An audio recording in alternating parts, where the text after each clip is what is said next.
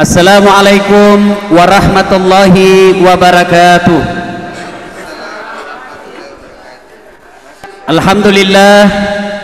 Alhamdulillahi rabbil alamin. Wabihi nasta'inu ala umurid dunya waddin. Ashhadu an la ilaha illallah wa ashhadu anna muhammadan abduhu wa rasuluh. Allahumma salli ala sayyidina Muhammad wa ala alihi wa sahbihi ajma'in. Amma ba'd. Ma'asyiral muslimin muslimat, Bapak Ibu saudara-saudara sekalian yang insya Allah dimuliakan dan dirahmati oleh Allah Subhanahu wa taala. Suatu saat Nabiullah Sulaiman alaihi salam sementara ceramah. Kira-kira seperti saya sekarang. Begitu lagi asiknya beliau ceramah, tiba-tiba datang tamu tak diundang dan berkatalah tamu tadi, "Assalamualaikum ya Rasulullah." Nabi menjawab, "Waalaikumsalam warahmatullahi wabarakatuh." Mari kita masuk. Masuklah tamu tadi. Nabi melanjutkan ceramahnya. Belum selesai Nabi ceramah, tiba-tiba tamu tadi berkata, "Ya Rasulullah, karena ada pekerjaan saya sangat penting, tidak bisa diundur dan tidak bisa dimajukan, saya minta izin pamit dulu." Nabi lalu berkata, "Silahkan Anda berangkat." Pergilah tamu tadi. Sepeninggal tamu tadi, Nabi lalu bertanya kepada sahabatnya, "Saudara-saudara sekalian, ada yang tahu siapa itu tadi tamu?" "Tidak ya Rasul, Anda yang lebih tahu." Nabi lalu menjelaskan, "Itulah tadi yang memisahkan dengan segala orang yang kita cintai di dunia ini. Itulah tadi yang memisahkan dengan segala barang yang kita miliki di dunia ini. Itulah tadi yang memisahkan antara jasad dengan roh kita. Itulah malaikat pencabut nyawa yang setiap kali datang pasti ada yang ingin diambil dan tidak kembali sebelum diambil yang diinginkan." Selesai berkata begitu, tiba-tiba ada anak muda dari belakang diangkat tangannya. "Ya Rasulullah, itu tadi malaikat pencabut nyawa." "Betul." "Tidak kembali sebelum diambil yang diinginkan?" "Iya." Dia bilang, "Ini anak muda pandrak mantunaki kudu." "Kenapa?" "Semenjak dia datang sampai pulang, saya terus dia lihat-lihati." Dia bilang, Nabi Sulaiman, "Hati-hati kau anak muda, barangkali kau itu mau ambil, jangan main-main." Dia bilang, "Barangkali kau diinginkan." Dia bilang, "Ini anak muda, ya Rasulullah, kalau begitu bawa saya jauh. Bawa sejauh saya sampai dia tidak dapat ke ini tadi." Nabi Sulaiman katakan, "Tunggu, saya panggilkan kau angin." Salah satu mukjizat Nabi Sulaiman, pandai memerintah angin. "Angin, tolong kau terbangkan anak muda ini, bawa sejauh dia inginkan." "Siap." Lalu turunlah angin, diterbangkanlah anak muda ini, kiri kanan jauh. Dia pikir anak muda jauh mak, tidak ada apa mani tadi. "Angin, turunkan saya." Pas turun, baru satu langkah kakinya diinjakkan di tanah, ketemu itu tadi tamu. Dia bilang, "Dari mana kok?" "Dari tadi saya tunggu coces, makanya saya tinggalkan tempat tadi karena di sini takdirmu meninggal." Akhirnya meninggal di tempat itu. Apa hikmah dari kisah ini?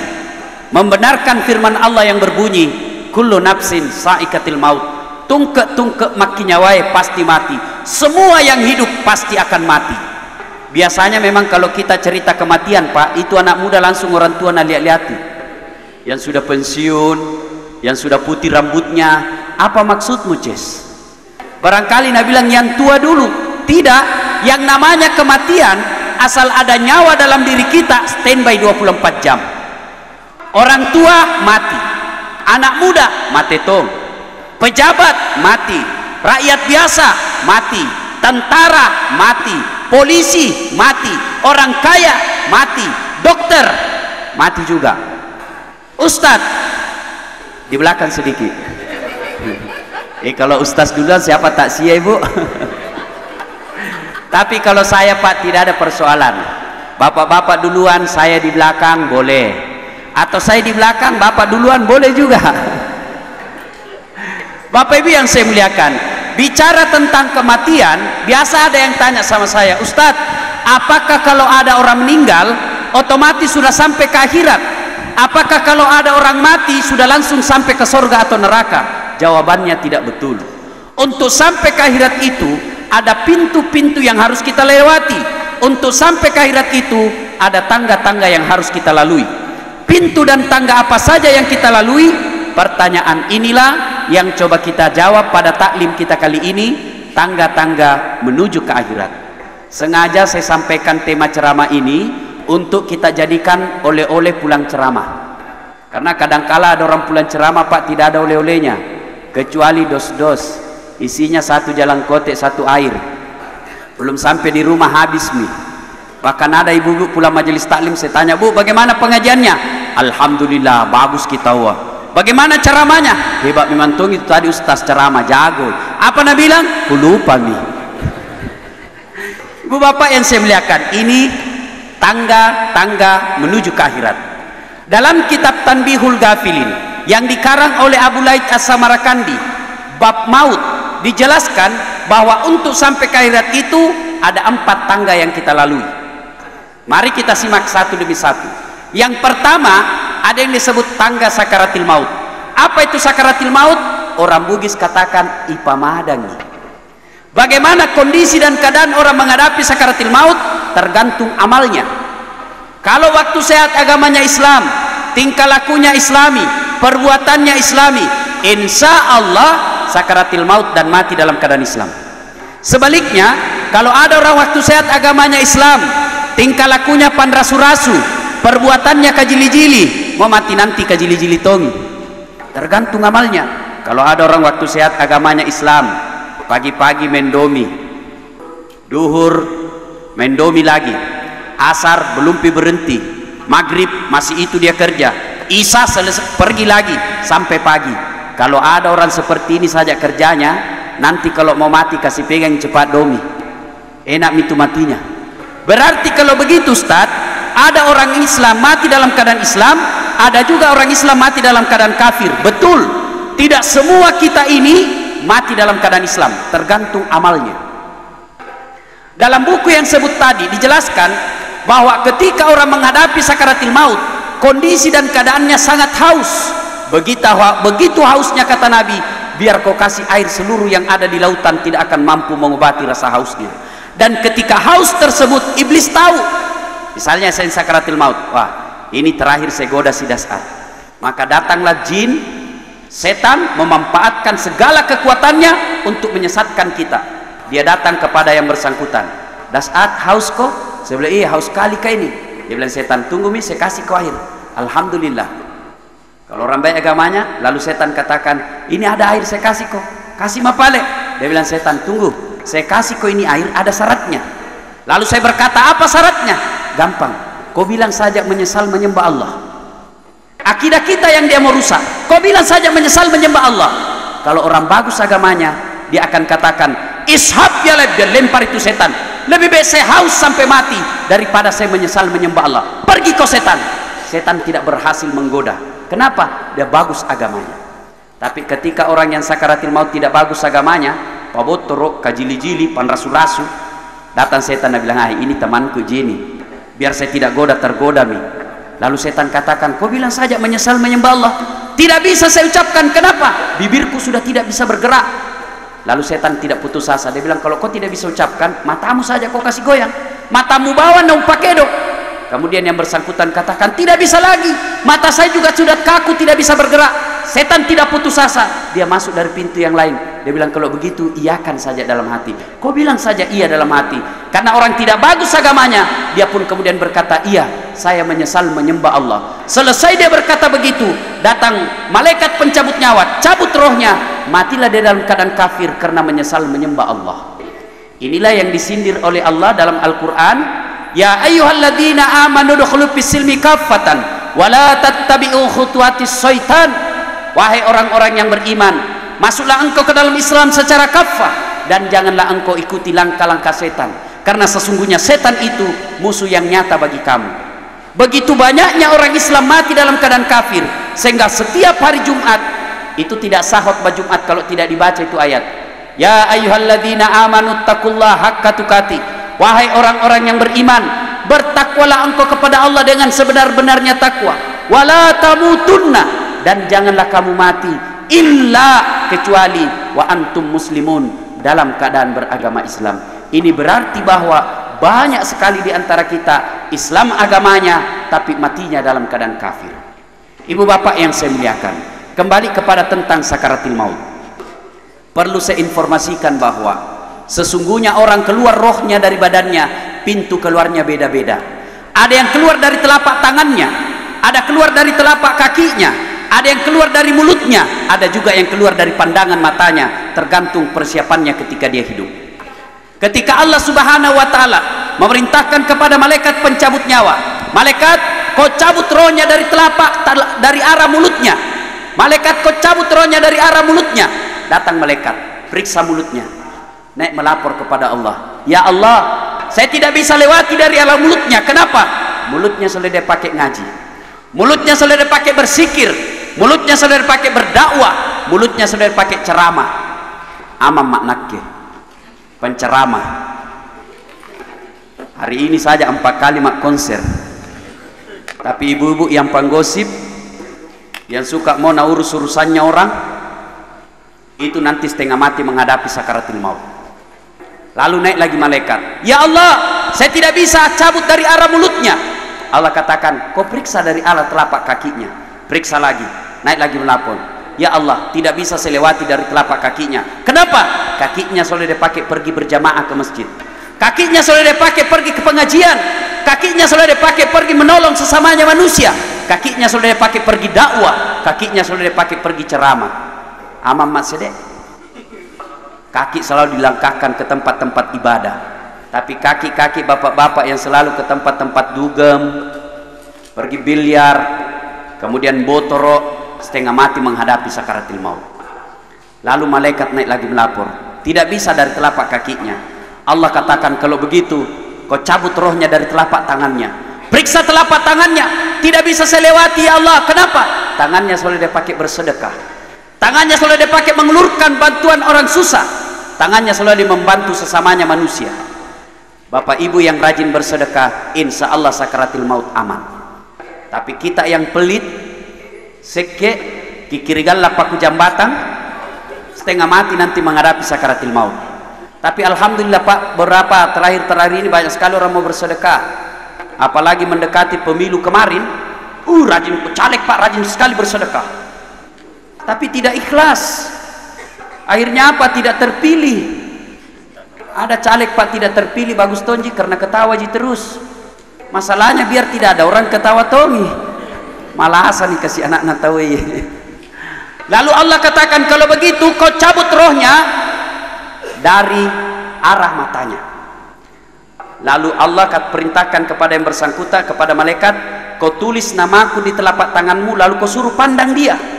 Ditulislah namanya Allah di telapak tangannya, lalu disuruh pandang yang bersangkutan, keluar rohnya dari pandangan matanya. Bapak ibu yang profesi medis, tentu pernah kita lihat ada orang Pak kakinya sudah tidak bisa bergerak, tapi arah wajahnya masih bisa bergerak. Ada orang ketika menghadapi sakaratul maut, arah atasnya sudah tidak bisa bergerak, tapi kakinya masih bisa bergerak. Kemungkinan itu keluar rohnya dari telapak kakinya, tergantung persiapannya ketika hidup.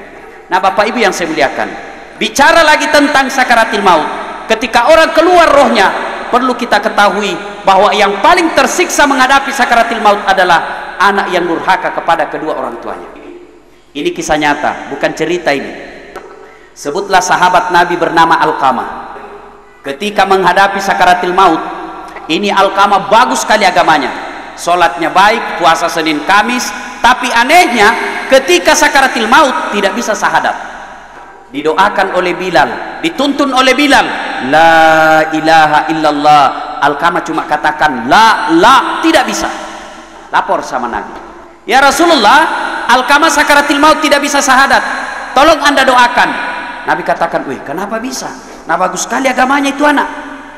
Didoakan oleh Nabi, tetap tidak bisa.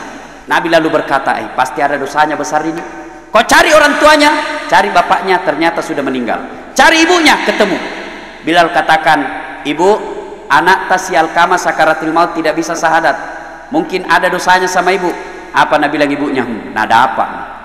Kenapa? Kurang ajar memang tuh itu anak. Setengah mati saya hamilkan, setengah hidup saya lahirkan, bersusah payah saya besarkan. Setelah ada istrinya, lebih sayang istrinya dari saya.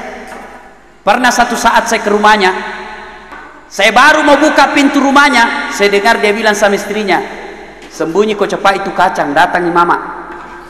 Akhirnya tidak jadi masuk mamanya, menangis sejadi-jadinya. Sejak itu tidak pernah lagi diinjak rumahnya. Dilaporlah hal ini kepada Nabi. Nabi lalu berkata, wih malopo tu dosana, besar dosanya itu anak. Panggil orang tuanya. Datang ibunya.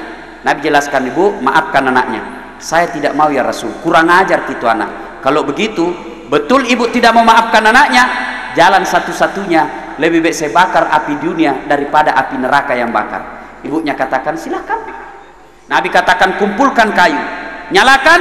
Pas nyala besar, tanya lagi, ibu betul tidak mau maafkan anaknya? Betul ya Rasul. Nabi katakan angkat. Diangkat rame-rame, lemparkan. Begitu mau dilemparkan masuk ke bara api, ibunya berteriak, ya Rasulullah, jangan kau bakar anakku, memang dia kurang ajar, durhaka, tapi kedurhakaannya tidak ada artinya ketimbang penderitaan saya melahirkan dia. Saksikan ya Muhammad, saya ampuni seluruh dosa-dosanya anakku. Begitu selesai dia katakan, saya maafkan dosa-dosanya anakku. Lalu Nabi katakan, letakkan kembali. Diletakkan, lalu dibimbing dengan bersusah payah pun akhirnya mengucapkan 2 kalimat syahadat. Apa hikmah dari kisah ini? Sahabatnya saja Nabi, hidup sesaman dengan Nabi, didoakan langsung mulutnya yang mulia Rasulullah Muhammad SAW, tidak bisa selamat karena durhaka kepada kedua orang tuanya. Apalagi kita. Nah sekarang bagaimana kita lihat anak-anak tas sekarang, Bu? Kita anak-anak tas sekarang tambah tinggi sekolahnya, tambah tinggi kurang ajarannya. Tambah tinggi sekolahnya, tambah tinggi kalasinya. Coba begitu anak-anak Pak, mahasiswa, magaya tuh. Sudah magaya dongok. Sudah dongok, lali lagi. Dijualkan sawah di kampung dengan harapan pulang kampung bawa gelar sarjana. Apa dibawakan bapaknya? Bukan sarjana, apa? Cucu. Mapat tampilah cilaka. Coba bagi anak-anak sekarang. Tidak ada lagi tata keramanya. Makanya kadangkala kalau saya pulang kampung ditanya sama orang tua, Ustadz, kenapa sekarang banyak sekali sarjana menganggur? Saya bilang salah satu penyebabnya waktu kuliah kasih bodoh-bodoh orang tuanya. Alasan pembayaran SPP, alasan uang kuliah, alasan praktikum, nah belikan pulsa cewek nah. Anak pabaik nani patap pasak. Coba gitu. Nah sekarang pertanyaan, kenapa anak tak begitu? Bapak saya mau yakinkan kepada kita, Bapak Ibu para dokter, para ulama sekarang, yang berhasil sekarang bukan prestasi kita, tapi prestasinya orang tua tak. Kalau mau lihat prestasi tak, hasil buatan kita, anak-anak kita, itu prestasinya kita sekarang. Berapa banyak orang saya lihat berhasil di kantor, dimuliakan, dihormati, sampai di rumahnya dimaki-maki sama anaknya. Ketahuilah bahwa surganya orang tua di dunia ini adalah ketika anaknya mengikuti orang tuanya. Nerakanya orang tua di dunia ini ketika anaknya tidak nurut sama anak-anaknya. Dan kenapa anak-anak kita banyak durhaka? Satu, kita kasih makan anak tak barang haram. Bagaimana anak tak mau soleh dan soleh kalau SPJ palsu kita kasih makan? Selalu ada surat jalan baru tidak ada perjalanan. Ini orang-orang yang suka pakai SPJ palsu, nanti kalau mati disuruh jalan terus di neraka. Jalan mah kok suka sekali jalan di dunia dulu tuh, aku kasih jalan kok sekarang. Ibu bapak yang saya muliakan, ini yang pertama, orang yang durhaka kepada kedua orang tuanya setengah mati menghadapi sakaratul maut. Lalu ada yang tanya, Ustadz, bagaimana kalau sudah meninggal orang tuaku, Ustadz? Misalnya anak-anak yang ditinggalkan almarhum, begitu mau berbuat baik kepada orang tuanya, ada 3 caranya kata Nabi. Yang pertama, mendoakan. Apa yang kita minta? Dengar baik-baik. Ahli waris yang ditinggalkan mendoakan orang meninggal. Pertama, ya Allah, ampuni dosa orang tuaku. 2, terima amal ibadahnya. 3, lipat gandakan segala kebaikannya. 4, lapangkan alam kuburnya.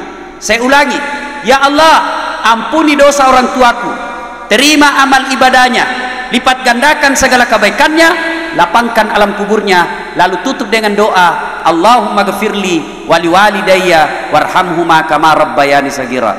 Ustadz, saya tidak tahu bahasa Arab, Ustadz. Tidak usah bahasa Arab, tidak ada kewajiban, tidak ada ayat, hadis maupun fatwa ulama yang mewajibkan berdoa memakai bahasa Arab. Silahkan bahasa Bugis boleh, bahasa Arab boleh, bahasa Indonesia boleh, bahasa hari-hari kita. Kata Nabi, silahkan berdoa memakai bahasa ibu. Apa bahasa ibu? Bahasa yang paling gampang kita mengerti. Daripada bahasa Arab kita tidak tahu artinya, setengah mati maki berdoa. Nabi bilang malaikat, "Oi, apa maksudmu? Kau mau doakan mamamu, nak kau minta hujan itu dong." Kenapa dia tidak tahu apa dia baca? Itu pernah saya dapat, Ibu. Di Sudiang itu kan banyak Pak Doja. Ya, di sudiang pemakaman sudiang situ kan banyak Pak Doja biasa toh, yang sudah coklat-coklat misongkonya. Ternyata banyak tidak tahu bahasa Arab. Ada ibu-ibu gaul datang nih. Dia bilang, Pak Doja doakan mamaku. Dia bilang, "Ye, duduk maki." Sama-sama mi berdoa, sama-sama tidak tahu bahasa Arab. Nah, cambuk mini Pak Doja.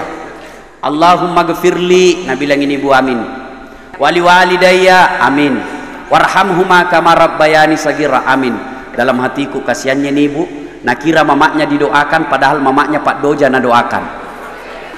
Apa artinya itu tadi? Allahumma gfirli, ya Allah ampuni dosaku. Nah bilang ini ibu, amin. Dosa ada Pak Doja. Wali walidayya, kedua orang tuaku. Nah bilang lagi ini ibu, amin. Orang tuanya Pak Doja.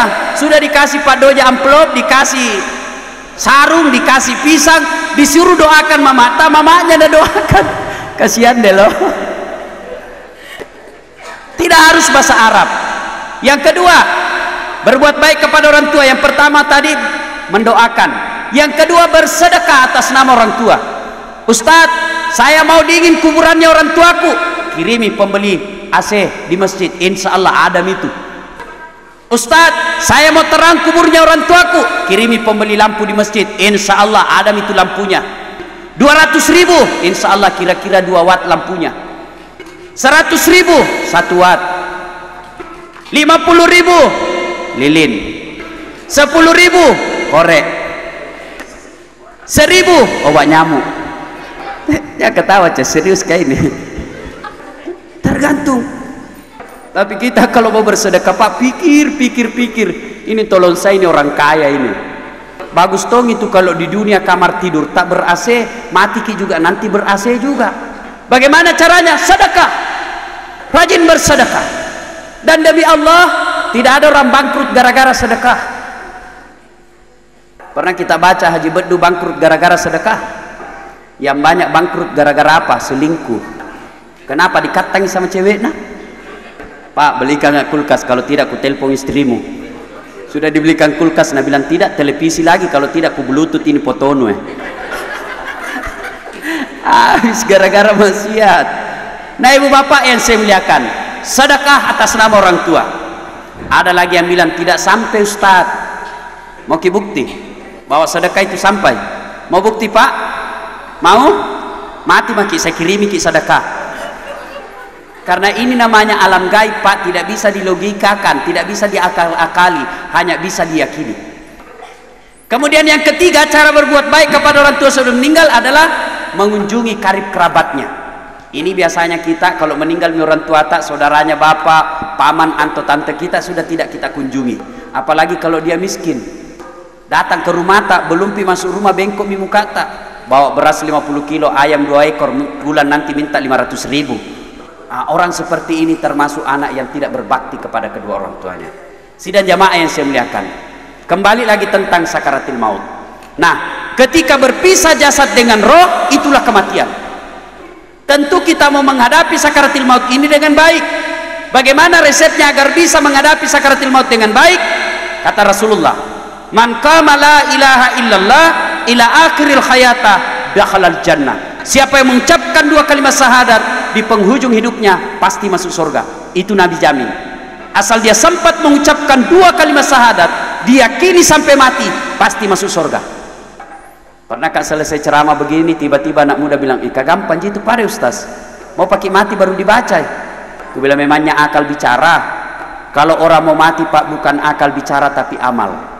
Jangankan sakaratil maut, orang menikah saja. Pernah kira orang menikah? Coba dituntun asyhadu alla ilaha illallah, menikah Pak, apa dia bilang? Ulangi, asyhadu, ulangi, salah, asyhadu apa? Asyhadu. Coba itu banyak yang tidak bisa mengucapkan 2 kalimat syahadat, apalagi sakaratil maut. Kita kan selalu memakai pepatah ala bisa karena biasa. Ketika dia sehat rajin bersahadat, ketika dia hidup rajin syahadat, insya Allah sakaratil maut nanti menghadapi dengan baik. Ibu bapak yang saya muliakan, kembali lagi tentang sakaratil maut. Yang kedua, kalau mau menghadapi sakaratil maut dengan baik, setelah memperbanyak latihan 2 kalimat syahadat, qiraatil Quran, perbanyak membaca ayat suci Al-Quran. Ini kisah nyata, bukan cerita ini. Ada ibu-ibu di rumah sakit Wahidin Sudirohusodo, sakaratil maut, kira-kira usianya ini ibu 52 tahun. Sudah 1 minggu sakaratil maut tidak mati-mati. Ingat, kalau ada orang lama sakaratil maut berarti lama itu disiksa. Saya kasihan. Saya bacakan surat Yasin telinganya, saya bisik, ibu ikut Ki, saya bacakan Ki Yasin. Bismillahirrahmanirrahim. Yasin. Dia bangun Pak, nalempar ke botol aqua. Pergi kau, jangan kau mengaji di sini, panas telingaku. Soalnya barusannya ada orang saya ngajikan, panas telinganya. Saya ulang lagi. Bismillahirrahmanirrahim. Yasin. Dan lempar lagi saya. Basah bajuku. Saya baru sadar, oh ini mungkin peringatan dari Allah. Saya tinggalkan. Saya tanya anaknya, ibu-ibu pintar jika itu mengaji mama. Tanah bilang, itu mikodo mama ajiku tidak natau memang tom mengaji.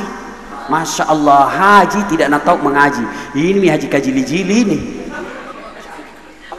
Masya Allah, haji tidak tahu ngaji. Seandainya saya menteri agama Pak, syaratnya orang naik haji harus pintar ngaji, pasti turun pendaftaran. Sekarang banyak sekali orang pergi haji tidak tahu ngaji. Artinya kalau mau menghadapi sakaratil maut, banyak latihan ngaji. Coba kita lihat sekarang Pak, apresiasi kita kepada Al-Quran. Coba lihat umat yang lain kalau beribadah hari Ahad. Saya lihat biasa itu anak muda, di mana dia simpan kitabnya mereka. Begitu bangganya Pak, di dadanya dia simpan itu kitabnya sambil nunggu angkutan kota. Begitu mahasiswaku saya suruh bawa Quran, di mana nak simpan Pak? Di belakang pantangan Pak. Nah, sembunyi Pak, malu bawa Quran. Demi Allah Pak, kalau ada di sini mengaku Islam tidak tahu ngaji, nanti alam akhiratnya gelap. Kenapa? Bahasa resminya akhirat bukan bahasa Arab, tapi bahasa Al-Quran. Ketika dia tidak tahu ngaji, demi Allah tanya jawabnya nanti dia tidak bisa jawab. Ketika ditanya sama malaikat karena tidak tahu ngaji, tidak tahu jawabannya. Makanya kalau ada tidak tahu ngaji sini Pak, mulai besok belajar memang maki. Terlambat nih Ustaz, masa baru ki mendaftar TKTPA? Ya, terlambat memang Tom itu kalau mau ki mendaftar TKTPA, masa mau ki mengaji di masjid sama wisuda sama anak-anak TK. Jadi bagaimana caranya Ustaz? Panggil remaja masjid, bawa ke rumah, suruh ajar ki ngaji. Kasih uang 300.000 per bulan. 300.000 Ustaz. Nah hitung lagi tuh. Ada si maskot, si manre-manre naungkoso. La ilaha illallah. Nah lebih mahal itu pembeli pulsata dari pintar ki mengaji. Begitu kita sudah belajar ngaji, tiba-tiba ajal menjemput, Allah sudah catat niat kita untuk belajar. Nah sekarang Pak banyak orang gelarnya bertumpuk-tumpuk, begitu disuruh mengaji tidak tahu. Bagaimana mau bisa selamat menghadapi sakaratil maut? Supaya bisa menghadapi sakaratil maut, usahakan sehari ada kita membaca Al-Quran. Mungkin selesai sholat 1 ayat, selesai sholat subuh 1 ayat saja, ambil Quran. Bismillahirrahmanirrahim. Alif lam mim. Sadaqallahul azim. 1 ayat maksudnya. Selesai sembahyang duhur ambil lagi Quran tak. Bismillahirrahmanirrahim. Dzalikal kitabul la raiba fihi hudal lil muttaqin. Sadaqallahul azim. 1 hari berapa ayat? 5 ayat. Sepekan berapa ayat? 35 ayat. 1 bulan 150 ayat. Syukur alhamdulillah kalau kita buka terjemahannya. Besok-besok bertengkar ki, apa hukumnya ini? Haram. Betul kok haram. Apa ayatnya? Tidak ku tahu, yang penting pernah ku baca. Tambah ilmu Pak. Ngaji setiap Pak. Ngaji Pak. Biasanya kita Ramadan pi baru mengaji. Tamak kurangi Pak, kuramalangi. Kapan lagi mengaji? Tahun depan. Bagus, tapi yang dicintai Allah adalah yang berkelanjutan. Berarti jangan seperti mahasiswaku. Ramadan saya tanya, Kak Ustadz, berapa juz 1 hari kita Ustadz? Saya bilang tidak bisa kasih 1 juz, beberapa ayat. Cina bilang ku kalah gitu. Jagomu berapa? Dia bilang saya tak 2 juz 1 hari Ustadz. Jagomu sampai juz apa kau sudah baca? Dia bilang juz nangka sama juz al-fuqat. Kurang ajar. Bapak Ibu yang saya muliakan, kembali lagi persoalan sakaratil maut ya. Nah, yang berikutnya menghadapi sakaratil maut dengan baik. Mulai sekarang Pak, perbanyak amal kebaikan. Kalau perlu baca doa. Kalau majelis taklim saya pasti dia hafal ini. Ada namanya doa sakaratil maut, berkaitan dengan kematian. Itu kalau ibu punya buku tahlil, di halaman-halaman terakhir itu kan ada di situ doa selamat. Dalam doa selamat itu banyak sekali yang kita minta yang berkaitan dengan kematian. Taubatan qablal maut, wa rahmatan indal maut, wa maghfiratan ba'dal maut. Kalau ini dikabulkan Allah, aman maki Pak, nggak ada persoalan. Kalau sudah dikabulkan doa ini oleh Allah, aman. Taubatan qablal maut. Ya Allah, berikan saya kesempatan bertobat sebelum mati. Nah bilang orang Bugis, nacapuri deceng 60 tahun umurnya. 55 tahun pan rasu-rasu, 5 tahun taubatan nasuha, menghapus dosa-dosanya yang telah lalu. Taubatan qablal maut, ya Allah berikan saya kesempatan bertobat sebelum mati. Warahmatan indal maut, dirahmati, disayangi ketika dicabut rohnya. Wa maghfiratan ba'dal maut, dan diampuni dosanya setelah mati.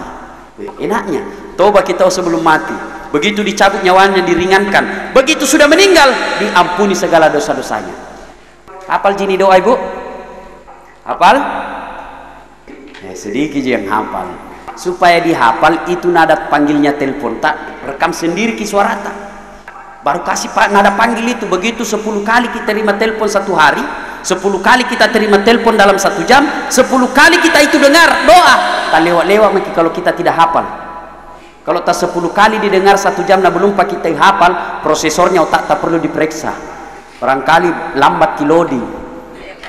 Ya. Nah ini ya, perbanyak doa itu. Ibu bapak yang saya muliakan, sakaratil maut, ketika dicabut rohnya, nah itu mati. Keluar mi nyawata dari badan, itulah mati. Definisi mati menurut Imam Al-Ghazali, berpisahnya jasad dengan roh. Datang maki melayat. Kalau ada orang meninggal, datanglah kita melayat.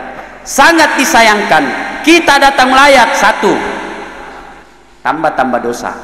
2, menginjak-injak sunnah Nabi. 3, tidak ada manfaat buat orang mati. Kenapa saya bilang menginjak-injak sunnah Nabi? Datanglah orang kaya, mohon maaf ini, kudungnya hitam, roknya hitam, bajunya hitam, tasnya hitam, kacamatanya hitam, payungnya hitam, serba hitam. Siapa ajar kita? Nah bila begitu kuliah orang bule di televisi, bule kika yang disunahkan oleh Rasulullah berpakaian putih-putih, artinya tidak berdosa pakaian hitam, tapi dicintai Allah dan Rasulnya kalau kita pakaian putih. Coba lihat orang Cina tahu kalau ada meninggal pak, putih-putih semua itu, padahal dia bukan umat Islam, dia bukan umatnya Nabi, mereka yang laksanakan sunnah Rasul. Tidak berdosa jika kalau pakaian hitam, tapi dicintai Allah dan Rasulnya kalau kita pakaian putih. Yang lebih parah pak itu ABG, tidak pakai jilbab pak, kudung, nah simpang kudungnya di kepalanya, karena licin jatuh nah ikat di lehernya, jatuh lagi nah ikat di perutnya, jatuh lagi nah bilang apa, padodongi sekali nak kantongi. Bajunya sempit, celana juga sempit, pas duduk di depannya laki-laki duduk kelihatan celana dalamnya, baru banyaknya lagi dakinya. Coba mak itu anak-anak BG sekarang nah suka nak pakai celana sempit. Heran saya waktu kecil itu celana pak, celana kayak celananya Umerama itu pak, yang biar kepala bisa masuk. Sekarang sempit sekali.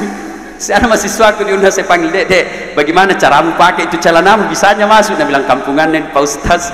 Iya bagaimana caramu? Dia bilang, ini dikasih kantong plastik pak. Saya bilang sekalinya besok mau ke boker tidak dapat kok kantong plastik, ujuli kinalemu dong. Masya Allah. Yang kedua, tadi menginjak-injak sunnah Nabi. Yang kedua, datang melayat, tambah dosa. Kenapa saya bilang tambah dosa? Datang saja macam-macam. Ada orang lewat pakai jilbab, nah bilang ku tahu gitu nak pakai jilbab. Kenapa? Kakarinyol ki rambutna. Satu mituran celah pak. Lewat lagi yang satu, nah bilang dia itu gelangnya kayak pelek sepeda palsu gitu dong, bukan emas. Kenapa tau kalau palsu nah susah kika? Urusannya orang. Ada lagi lewat nah bilang, lihat itu kudungnya kayak umbul-umbul. Semua mau nacala, dikasih lagi kue masih nacala kuenya orang. Kayak basi midi, baru 3 jina makan. Mak doko topal lisu, pati. Masya Allah. Ada pacala-cala di sini bu? Ada? Tidak ada? Kandala-kandala kalau tidak ada, motor lolos. Biasa majelis taklim saya bilang, ibu kalau datang melayat ibu ngaji, baca yasin berjamaah. Tidak bisa baca yasin Ustaz, baca Al-Fatihah tambah Qul huwallah 3 kali, niatkan untuk orang meninggal. Tidak bisa juga Ustaz baca tahlil la ilaha illallah, la ilaha illallah berapa kali? Sebanyak kita mampu.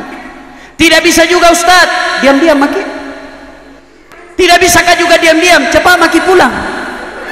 Begitu saja rumusnya toh.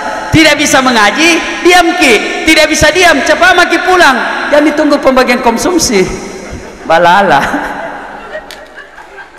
Coba ibu yang saya muliakan.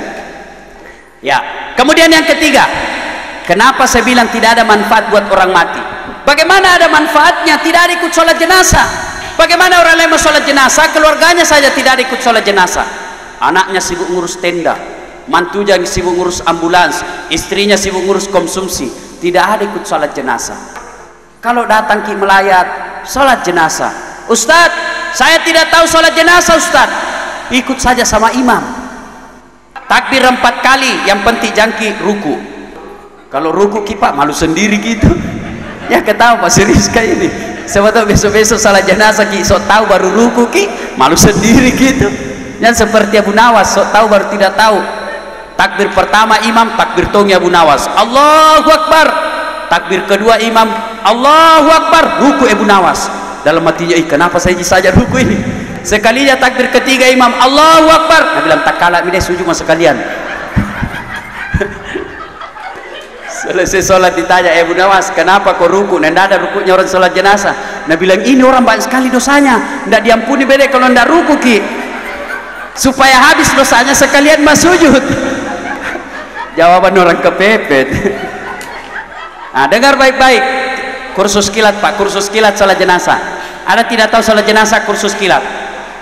Takbir pertama, Allahu Akbar, baca Al-Fatihah. Tak lewat-lewat maki kalau tidak hafal ke Al-Fatihah Pak. Berhenti maki jadi Islam kalau Al-Fatihah kita tidak hafal. Takbir kedua, Allahu Akbar, salawat kepada Nabi. Ada barangkali yang tidak tahu salawat ini? Ada seperti mahasiswa ujian skripsi, saya pengujinya. Selendek supaya berkah di ilmu kasih kau salawat kau kepada Nabi dulu. Saya bilang salawat kepada Muhammad.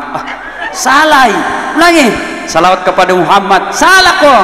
Nabi bilang yang mana Pak Ustaz? Saya bilang Allahumma salli ala Sayyidina Muhammad wa ala ali Sayyidina Muhammad. Langsung dia bilang, oh diganti nih Pak. Saya bilang, bukan diganti kau yang dongok dong pala. Ada itu salawat diganti. Nah, kalau mau salawat lengkap, Allahumma salli ala Sayyidina Muhammad wa ala ali Sayyidina Muhammad kama sallaita ala Ibrahim wa ala ali Ibrahim wa barik ala Muhammad wa ala ali Muhammad kama barakta ala Ibrahim wa ala ali Ibrahim fil alamina innaka Hamidum Majid. Salawat seperti yang kita baca ketika tahiyat, itu versi panjangnya. Mau yang pendek cukup Allahumma salli ala Muhammad wa ala ali Muhammad. Selesai. Takbir ketiga, doakan orang yang meninggal. Minimal kita baca doa Allahumma ghfir laha, ya Allah ampuni dosa orang meninggal. Takbir yang keempat, boleh berdoa, boleh langsung salam. Selesai. Ustadz tidak buat rumahnya Ustadz, di teras ki. Boleh di terasnya. Ustadz tidak ada air, boleh tidak ada wudhu. Imam Syafi'i mau salat jenazah mensyaratkan wudhu. Imam Malik boleh tidak wudhu, karena menurut beliau salat jenazah itu bukan salat tapi hanya doa. Berdoa tanpa wudhu pun sah. Selesai. Mau kiaman ikut saja. Allah Maha Adil Bu. Saya di Makassar ini hampir tidak pernah lihat perempuan sholat jenazah, selalu dominasi laki-laki.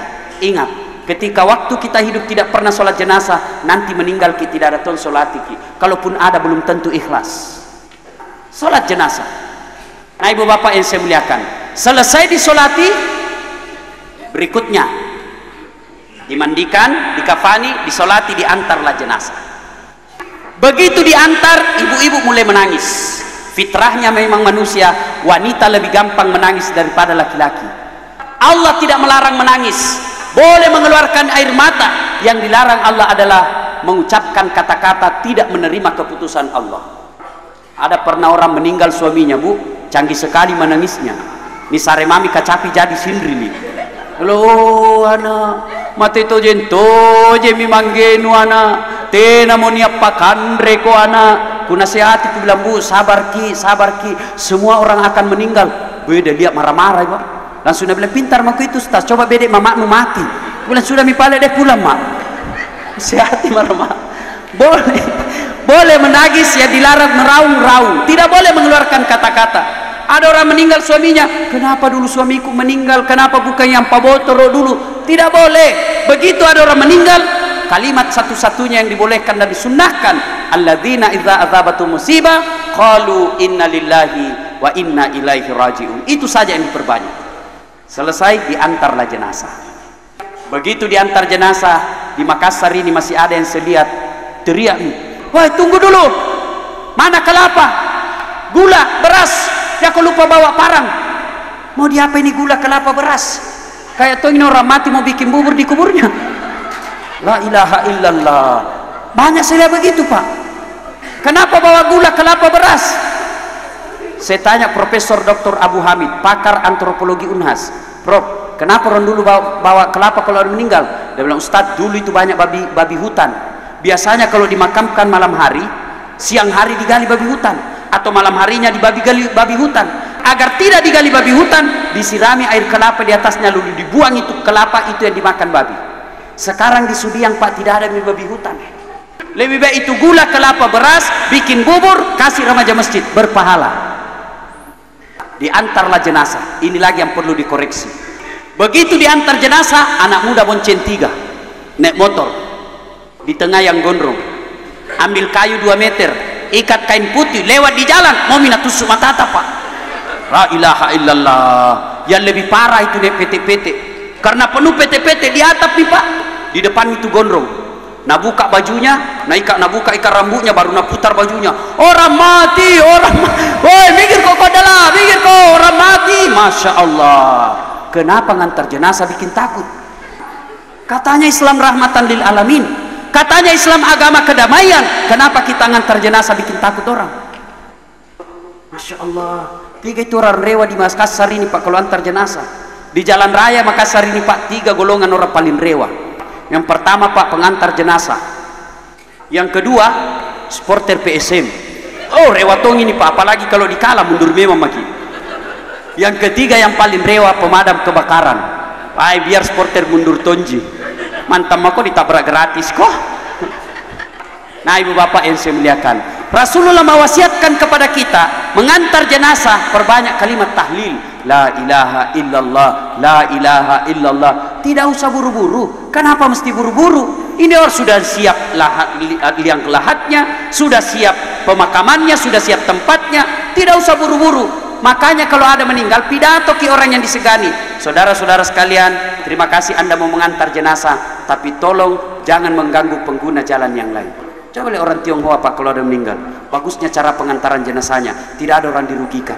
Kita bikin takut sekali. Nah, ibu bapak yang saya muliakan, sampailah kita di area pemakaman. Ini lagi yang perlu diluruskan. Begitu sampai di area pemakaman, berapa banyak orang injak-injak kuburnya orang, padahal itu haram. Ada yang sampai duduk-duduk sambil merokok di atas kuburannya orang, haram, sama dia duduk di api neraka.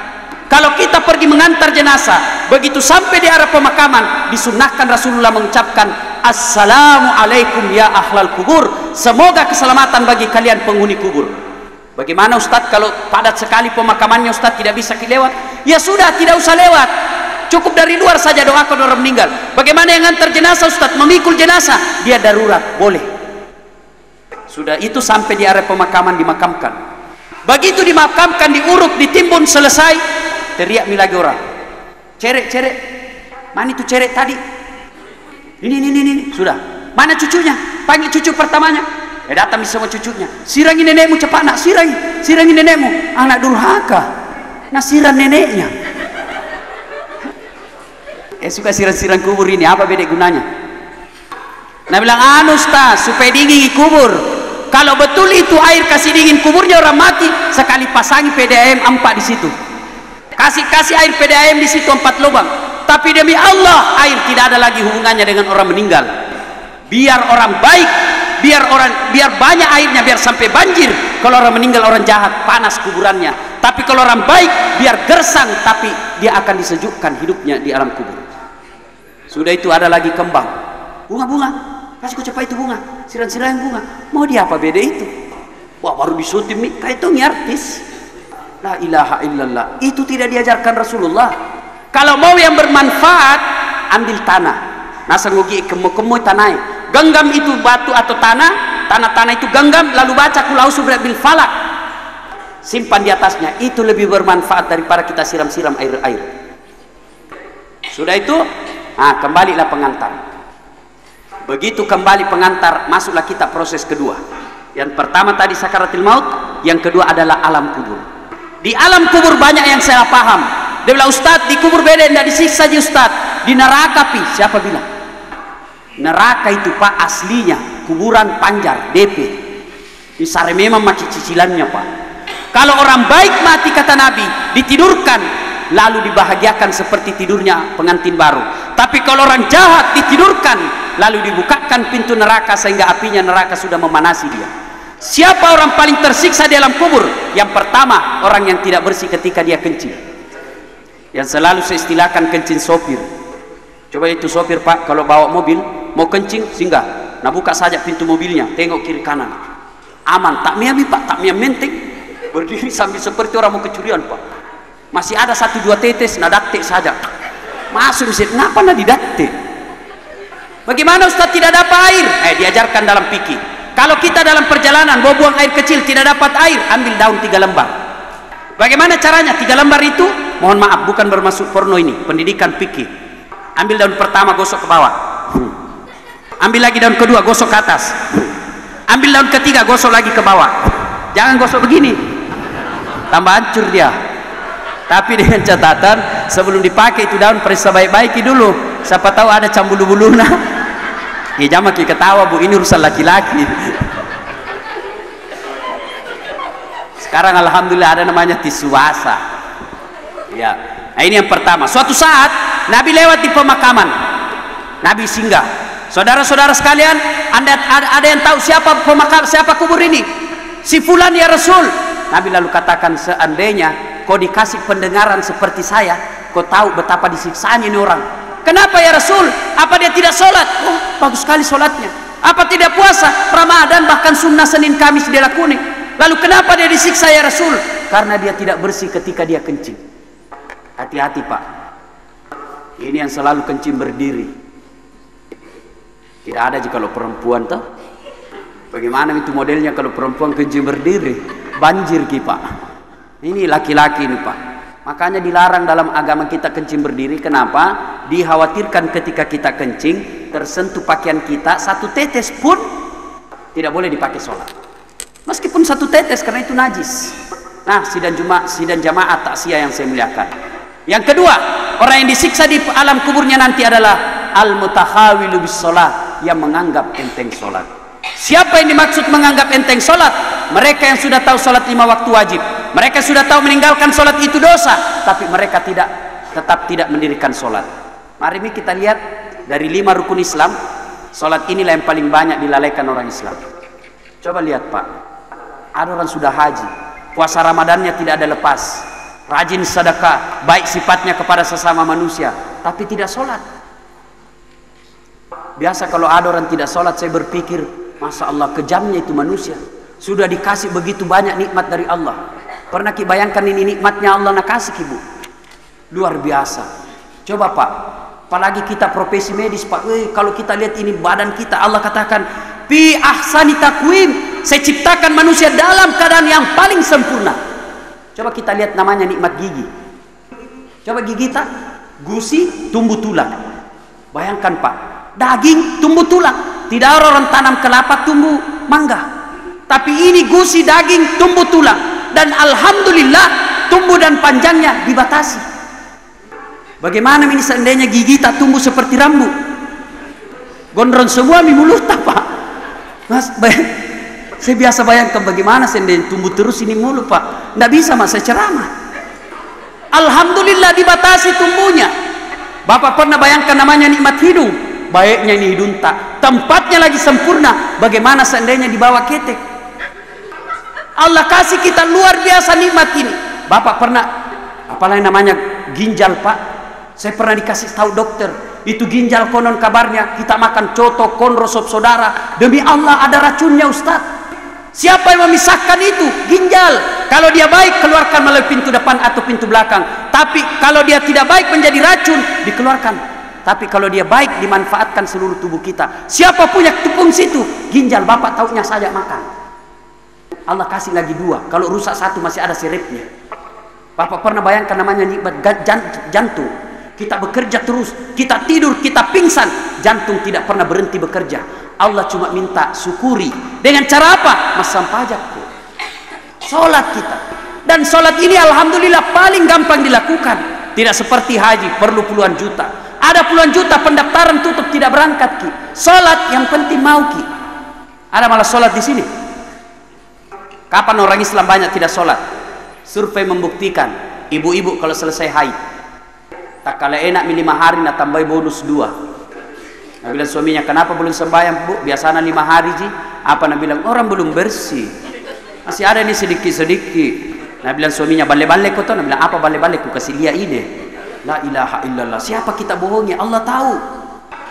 Kapan lagi orang Islam banyak tidak sholat? Kalau ada sepak bola. Banyak sekali laki-laki di stadion tidak sholat gara-gara sepak bola. Allah tidak larang menonton, menjadi haram nontonan kita karena kita tidak sholat. Kapan lagi orang Islam banyak tidak sholat? Kalau ada pesta-pesta, pesta pengantin, ya dia dampul mukanya pada pipa nomor 4, nah cukur alisnya, baru nak kasih tikungan, motongi saingan Krisdayanti, baru arti merasa dirinya artis, baru antri beli minyak tanah. Mana bisa, nggak sholat nih kasihan, gara-gara pengantin. Orang yang pengantin baru dia tidak sholat. Ada malah sholat di sini. Bila maki apalah santa ku tangkis ki. Gaya ki, jangan ketawa serius kayak ini. Gaya ki apa Ustaz? Ustaz tidak bisa kena air, tayamum. Tidak bisa berdiri, duduk. Bagaimana caranya duduk Ustaz? Tidak mau terlipat kakiku, pakai kursi. Bagaimana caranya Ustaz? Duduk ki, takbir, Allahu Akbar. Kalau ruku, kepala yang dikasih goyang sedikit, Allahu Akbar, sami Allahu liman hamidah. Kalau sujud, bukan cuma kepala goyang, badan ikut ditundukkan, Allahu Akbar. Namanya sholat duduk. Tidak bisa duduk Ustaz, baring. Bagaimana caranya? Misalnya sana kiblat, nah, kepala tak di sini, kaki di sini, tangan masih bergerak, mulut masih mengucapkan kata-kata sholat. Tidak bisa juga Ustaz, silahkan sholat pakai isyarat. Mana namanya sholat pakai isyarat? Matanya mami nak kasih goyang-goyang, Allahu Akbar, sami Allahu liman hamidah, Allahu Akbar. Itu namanya sholat pakai isyarat. Tidak bisa juga Ustaz, sholat dalam hati. Mana namanya sholat dalam hati? Mulai takbir sampai salam, seluruh bacaan sholat dibaca dalam hati. Tidak bisakah juga sholat dalam hati Ustaz? Bungkus baik-baik, bawa dikubur. Mati itu tahu. Apalagi alasan tak tidak mau sholat? Tidak ada Pak. Demi Allah, di akhirat kelak yang pertama kali sekali diperiksa adalah sholat kita. Nah, dari alam kubur masuk ke proses ketiga. Pintu ketiga itu adalah padang mahsyar. Di padang mahsyar kelak seluruh manusia dari Adam sampai kiamat dikumpulkan di satu tempat, dan pada saat itu kepala kita sudah berubah wujudnya Pak. Ada yang nanti mukanya seperti tikus. Siapa tikus ini? Para koruptor, pencuri, mukanya seperti tikus. Ada juga mukanya nanti seperti anjing. Siapa yang muka seperti anjing ini? Mereka yang penjilat, suka sogok dan menyogok. Nah, ini mukanya nanti seperti anjing, dan lain-lain sebagainya. Nah, pada saat itu seluruh amal kebaikan kita diperlihatkan, seluruh amal-amal yang telah kita lakukan diperlihatkan. Dan yang paling tersiksa di pada mahsyar ini orang yang pernah mengambil barangnya orang lain. Kenapa? Karena seluruh barang yang pernah kita ambil Pak disuruh pikul sambil menunggu pengadilan. Bayangkan nih Pak, dari Adam sampai kiamat kita diadili satu loket. Kalau kita bayar listrik biasanya 30 orang jadi di situ bayar 4 loket, biasa masih antri kita berjam-jam. Ini dari Adam sampai kiamat satu loket, dan pada saat itu sambil nunggu giliran dipanggil disuruh maki pikul itu Pak yang pernah diambil. Saya waktu baca hadis ini saya bayangkan bagaimana itu yang koruptor tak 200 miliar disuruh pikul nanti itu Pak, korupsinya 200 miliar. Nah bilang anak mahasiswaku, ringan itu 200 miliar Ustaz, dikantongi jika kalau uang 100 ribu. Saya bilang jangan kau bayangkan itu kalau 200 ribu itu 200, kalau uang 100 ribu, kalau uang koin 2 miliar, berapa karung itu? Masya Allah. Pejabat-pejabat yang pernah ngambil rumah, yang pernah ngambil mobil, lewat nanti yang bapak-bapak pernah ngambil barangnya orang suruh pikul. Pas lewat tetangga tak bilang, pantas hilang kursiku, ternyata ada kisah sama kita. Makanya kalau ada yang pernah ngambil barangnya orang kasih kembali besok Pak, selama tidak dikembalikan disuruh pikul itu. Dan pada saat itu kita diadili satu demi satu. Siapa dulu yang dipanggil? Bukan nenek yang duluan mati. Siapa dulu yang dipanggil? Nama-nama Islam. Abdul Jabbar, Abdul Rahman, Siti Fatimah, Mutmainnah, itu dulu yang dipanggil. Kita yang namanya Noni, Ningsi, Nining, Tuti, Rudi, Ribokok ngasing kok cilaka. Bagaimana ministas yang terlanjur minamata? Nanti kalau ulang tahun ki deklarasikan tambah Muhammad di depannya. Demi Allah, itu kewajiban orang tua kepada anak kan ada 3. Satu diantaranya memberi nama yang baik. Setelah itu proses pengadilan. Lalu kalau orang baik, diberikanlah kitabnya dengan menerima tangan kanan, lalu dia masuk ke dalam surga. Tapi kalau orang jahat, diberikan kitabnya dari tangan kiri atau dari belakang, dimasukkan ke dalam neraka. Itulah sebabnya setiap kita sholat, kalau mau wudhu, kalau wudhu kita kan ada doanya itu ketika basuh lengan. Ya Allah, berikanlah kitab kebaikan saya menerima tangan kanan Anda dari depan. Ketika kita basuh tangan kiri, janganlah engkau berikan kitab kebaikanku menerima tangan kiri atau dari belakang. Itu doanya. 5 kali kita sholat dalam sehari semalam, masa Allah tidak mengabulkan doa kita? Lalu selesai itu prosesnya, maka yang masuk surga masuklah ke dalam surga, yang neraka masuklah ke dalam neraka. Tapi ketahuilah Bapak Ibu sekalian, kalau kita orang Islam sudah mengucapkan 2 kalimat syahadat, diyakini sampai mati, Nabi menjamin pasti masuk surga. Cuma pertanyaan berikutnya, kapan masuk surganya Ustaz? Nah, ini yang jadi soal. Kapan masuk surga? Sudah pakai dicuci. Di mana dicuci? Di neraka. Bagaimana proses cucinya? Tergantung kotorannya. Saya kasih logika sederhana. Bajuku saya yang saya pakai ceramah, paling rendam rinso, kucak sedikit, bersih nih. Tapi yang selalu saya pakai pergi ke sawah, ada noda membandel, mamaku biasa, nah kalantang nih. Tahu proses kalantang Ibu? Itu kalantang proses orang dulu, malam hari direndam air panas, pagi hari disikat, dilipat, diperas, diinjak-injak, dibanting, baru dicuci 1 hari, dijemur, malam hari diembunkan, besok baru dibilas, barulah bersih. Begitu juga kita nanti di neraka. Kalau sedikit jidor sata, ya ditempelin saja, masuk ke surga. Tapi kita yang banyak dosanya, dikalantang dulu Pak, dibanting, dilipat, dipaksa, masuk. Tapi babak belur maki, tergantung dosanya kita. Tapi ketahuilah kata Nabi, 1 kali di neraka, 1 hari di neraka 1000 tahun ukuran dunia. Dan bagaimanakah hukumannya itu neraka? Palu-palunya Mungkar dan Nakir kata Nabi, 7 kali beratnya dunia dan isinya. Nabi menjelaskan 1 kali dipalu-palui, tak lempar 7 tahun baru sampai. Nabi bilang anak santriku, nah itu Ustaz bisa kita main PlayStation dulu. Saya bilang tidak, selama tak lempar kau dibakar kau juga kau dalak. Nah Bapak Ibu yang saya muliakan, sebenarnya banyak hal yang kita ingin uraikan, tapi waktu jualah yang membatasi kita. Akhirnya kita simpulkan pembicaraan kita. Yang pertama, malaikat Jibril pernah nasihat kepada Nabi Muhammad, if'al ma syi'ta fa innaka mayyitun.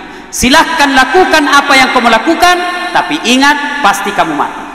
Mau tidak sholat silahkan, mau nipu orang silahkan, mau maksiat silahkan, mau korupsi silahkan, mau tidak sholat silahkan, silahkan.